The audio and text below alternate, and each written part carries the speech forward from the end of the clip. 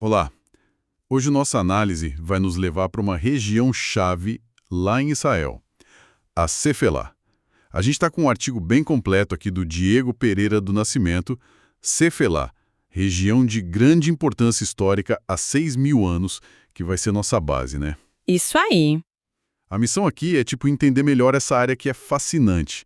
Não é só um lugar no mapa, sabe? É meio que uma ponte entre a costa e as montanhas. Foi palco de histórias bíblicas super conhecidas, habitada há milênios. A ideia é tentar mergulhar nisso. Exato. E é fundamental perceber, eu acho, que a Cefelá não é só um cenário, ela quase que atua na história, né? Sua geografia tão particular influenciou demais onde o pessoal vivia, como plantava, por onde viajavam e, claro, como e por que lutavam. É verdade. Desde os tempos dos cananeus, sabe, até os conflitos mais recentes, entender a Cefelá ajuda a conectar muitos pontos, inclusive narrativas bíblicas que são, assim, bem importantes. Ótimo ponto de partida. Então, vamos tentar visualizar essa região. O artigo descreve como uma faixa de colinas baixas, né? Fica ali em Israel, tem uns 60 quilômetros de norte a sul, mais ou menos, e uns 13 quilômetros de largura. Isso. Fica meio espremida entre a planície costeira ali do Mediterrâneo e as montanhas da Judéia, onde a gente tem cidades como Jerusalém, Hebron, uma zona de transição natural mesmo. E pertenceu a vários grupos, né? Tribos de Judá, Dan e os filisteus também estavam por ali. E essa faixa não é toda igual, o que é interessante. O artigo ele destaca uma divisão importante. Tem a parte oeste, que está mais perto da planície, do mar. Essa é a Baixa Cefelá. Ah, Baixa Cefelá. São colinas mais suaves, né? A altitude é entre 150 a 200 metros. E o solo ali ele descreve como uma argila meio avermelhada, a tal terra rosa, super fértil. É nessa área que ficam aqueles vales bem importantes para a agricultura, tipo o Vale de Sorek, que a Bíblia liga ao Sansão, e o famoso Vale de Elá, onde aconteceu aquela luta do Davi e Golias. Claro, o Vale de Elá. E a outra parte, qual? A outra é a Alta Cefelá. Fica mais a leste, já fazendo a transição para as montanhas da Judeia. Aí o terreno muda bastante. Muda como? A altitude sobe, vai para uns 250 a 450 metros, fica bem mais rochoso, mais acidentado, sabe? As colinas são mais íngremes. Dá para imaginar como essa diferença já criava rotas diferentes, desafios para a defesa, né? Com certeza. E o artigo fala de rios importantes cortando a região. Sorek, Atalon, Guvrim, Lachish, eles descem das montanhas para o mar, certo? Imagino que fossem vitais ali. Totalmente. Artérias de vida mesmo. Formavam esses vales férteis onde cidades antigas como Laquise e Bet-Semes puderam surgir e prosperar. Eram as fontes de água essenciais. E o clima ajudava, né? Sim, clima mediterrâneo típico. Quente quase o ano todo, chuva mais no inverno, outono, primavera e os verões bem quentes e secos. Isso, junto com os vales e aquele solo fértil da Baixa Cefelá, criou condições assim perfeitas para a agricultura desde muito cedo. Faz todo sentido.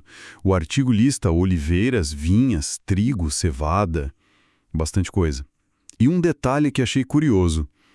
As colinas protegiam as plantações das cheias dos rios. Interessante essa interação, né? Relevo e agricultura. Tinha bosques também, de carvalhos, pistachos. Exato. E essa geografia não moldou só a agricultura, né? Moldou a geopolítica dali.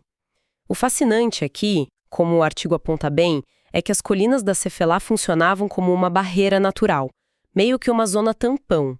Entre quem? De um lado, na planície costeira, ficavam os filisteus. Do outro lado, lá nas montanhas da Judéia, os israelitas. Ah, tá. Mas o artigo também diz que, apesar de ser uma barreira, foi palco de muitas batalhas. Parece um pouco contraditório, não? Como assim, barreira e zona de conflito ao mesmo tempo? É uma ótima pergunta. É que a barreira não era, tipo, intransponível, né? Mas ela dificultava invasões muito grandes. Ajudava na defesa de quem controlava as colinas. Só que, ao mesmo tempo... Era uma área boa demais. Exato. Muito fértil, passagem obrigatória entre a costa e o interior montanhoso, então era super cobiçada pelos dois lados. Era uma fronteira natural, sim, mas uma fronteira digamos, porosa e estratégica demais para ser ignorada. Por isso o contato, e muitas vezes o conflito, era quase inevitável ali. Essa tensão geográfica é um fio que percorre toda a história da São Fela. Entendi. É uma fronteira que meio que convida ao conflito pela própria natureza dela. E a ocupação humana ali é antiga pra caramba, né? O artigo fala em Idade do Bronze, lá por 3000 a.C. Muito antiga.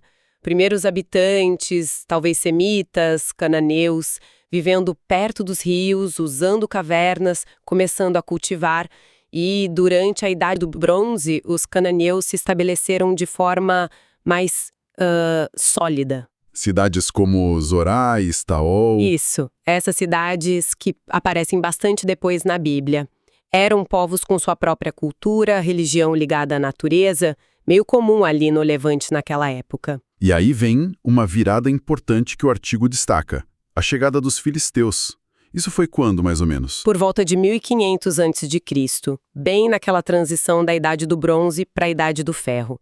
E eles não chegaram assim na paz, pelo que tudo indica. Imagino que não. Não mesmo. As evidências, tanto arqueológicas quanto textuais, mostram que eles conquistaram áreas na planície costeira e também na Baixa Cefelá. Fundaram cidades importantes como Écron, Timna. E os cananeus que já estavam lá? Como Zorá, Estaol e a estratégica Laquis. Foi uma mudança bem grande no mapa da região, sabe? Tanto político quanto étnico. E quase na mesma época, um pouco depois, chegam os israelitas, né? Vindos das montanhas. Como foi essa interação inicial? Foi conflito direto? Foi complexa.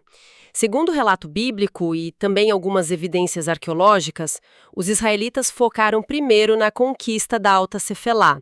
Tomaram cidades cananeias como Zorá e Estaol, que primeiro foram de Judá, depois passaram para a tribo de Dan. Tentaram pegar cidades filisteas também? Parece que sim. O livro de Juízes menciona um controle breve sobre Crom, mas não durou muito. Eles também fundaram seus próprios povoados, tipo Maanedã. Então a Cefelá virou essa zona de fronteira bem ativa, entre israelitas e filisteus. E é nesse cenário de fronteira tensa que entra a figura do Sansão, certo? O artigo dá um destaque para ele e a história dele parece resumir bem essa dinâmica toda da Cefelá. Exatamente. A história do Sansão é muito emblemática dessa Cefelá como zona de atrito, sabe? De interação cultural, mas muitas vezes violenta entre esses dois povos. Ele nasceu ali, viveu ali. O casamento dele em Tímina? Isso, em Tímina, na Baixa Cefelá. Como uma mulher filisteia. Já começa nesse clima de tensão, de desconfiança mútua. Toda a história dele se desenrola ali. Lembro das histórias, o enigma, a traição da esposa, a vingança dele matando uns filisteus e depois aquela vingança mais espetacular das raposas com as tochas amarradas nos rabos queimando os campos. Isso tudo aconteceu ali mesmo, naqueles vales da Cefelá. Sim, o cenário é todo ali. A queima dos campos, a reação dos filisteus, a fuga do Sansão para uma caverna perto de Leí e a batalha em Leí, onde ele teria usado a queixada de jumento para se defender. Ramat Leí. Isso, o nome do local, Ramat Leí, significa colina da queixada. Remete direto a isso. Mais do que uma aventura pessoal, a história do Sansão reflete as disputas por poder, por terra, por recursos, naquela região de fronteira. É bem representativo. É uma forma bem vívida de ilustrar o período dos juízes ali. Mas e depois? Com a monarquia, Saulo, Davi, a situação mudou muito. Mudou bastante. O período da monarquia israelita e depois do reino de Judá foi de consolidação, de expansão. A Cefelá viu um aumento populacional bem grande. Estimativas falam em dezenas de milhares de habitantes, somando cidades israelitas e filisteias. E a arqueologia confirma isso. Eles mostram evidências de fortificações, de desenvolvimento urbano nesse período. Mas, claro, os conflitos com os filisteus não sumiram de uma hora para outra. E aí entra a história mais famosa de todas que aconteceu na Cefelá. Davi e Golias. O artigo localiza isso no Vale de Elá. Exatamente, perto das cidades de Socó e Azeca, bem na Cefelá. A vitória do Davi sobre o gigante filisteu e depois a perseguição aos filisteus fugindo pela região, isso é narrado como um ponto de virada, né, que teria aumentado o controle israelita sobre a Cefelá. É interessante como a geografia específica, um vale largo entre colinas, é o palco perfeito para esse tipo de confronto descrito na Bíblia. Faz sentido. E o próprio Davi usou a Cefelá como refúgio antes de ser rei, né? Fugindo do Saul. A caverna de Adulão, onde ele juntou os primeiros seguidores, fica ali também. Sim, na Cefelá. O artigo menciona como ele reuniu a família e todos os endividados e descontentes, uma turma boa, ali na caverna. E mais tarde ele também defendeu a cidade de Keila, que ficava na Cefelá, de um ataque filisteu. Ou seja, a vida do Davi como fugitivo e como guerreiro está muito ligada a essa paisagem. E quando o reino se dividiu, a Cefelá ficou com Judá, imagino. E continuou sendo estratégica. Crucial. Ficou com Judá. Cidades como Zorá e Estaol foram fortificadas, mas a vulnerabilidade da região ficou bem clara num evento, assim, dramático, o cerco e a tomada de Laquis. Laquis de novo? Sim, pelo rei assírio Senaqueribe, lá por 701 a.C. Laquis era uma das cidades mais importantes, mais bem fortificadas da Cefelá, um ponto-chave para Judá. A queda dela que os próprios assírios fizeram questão de registrar em relevos super detalhados. Nossa. Foi um golpe imenso para o reino. Mostrou que mesmo com as colinas, a Cefelá podia ser conquistada por um império forte e determinado. Se a gente pensar no quadro geral, a perda de Laquis quase significou a queda de Jerusalém logo depois, foi por pouco. Essa sequência de eventos é impressionante. E depois dos reinos israelitas, a Cefelá não teve sossego, né? Pelo que o artigo indica, vieram outras dominações. Uma atrás da outra, praticamente. Com as conquistas assírias, depois babilônica, persa, Judá perdeu o controle. E um grupo interessante que ocupou a área foram os edomitas. Edomitas, descendentes de Esaú? Isso, tradicionalmente ligados a Esaú. A região até passou a ser chamada de Idumeia, que significa terra dos edomitas. E virou um centro comercial importante nesse período. E depois, gregos e romanos, como foi essa época por lá? Sob Seleucidas, que eram sucessores do Alexandre Magno, a região teve um certo florescimento econômico. A população era mista, tinha judeus, tinha idumeus, que já estavam meio helenizados, mas aí veio o domínio romano, e com ele, novas tensões. As guerras judaico-romanas. Exato. O artigo menciona as grandes guerras no primeiro e segundo séculos depois de Cristo. Elas foram particularmente devastadoras para a Judeia e para Cefelá. Resultaram em muita destruição, declínio das cidades e na expulsão da maior parte da população judaica dali por um bom tempo. É um ciclo constante de construção e destruição, pelo visto. E depois de Roma? Veio o Império Bizantino, né? O Império Romano do Oriente. O cristianismo virou a religião dominante, mas lá pelo século VII, os bizantinos foram derrotados pelos exércitos muçulmanos. E aí a Cefelá, junto com toda a região, passou para o controle árabe por muitos séculos, sob diferentes califados. É realmente impressionante quando a gente para listar todos os povos que passaram por ali ou dominaram a Cefelá ao longo dos séculos. O artigo faz um resumo disso, né? Faz, e a lista é longa mesmo. Cananeus, filisteus, israelitas judeus, depois babilônios, persas, gregos, tanto os ptolomeus quanto os seleucidas, romanos, bizantinos, árabes de várias dinastias, omíades abássidas. Até cruzados passaram por lá. Sim, teve uma breve passagem dos cruzados, depois vieram os mamelucos e aí os otomanos, que ficaram por 4 séculos. E já no século XX a gente tem os palestinos sob o mandato britânico e hoje israelenses e palestinos convivendo, ou melhor, disputando a área. Uau!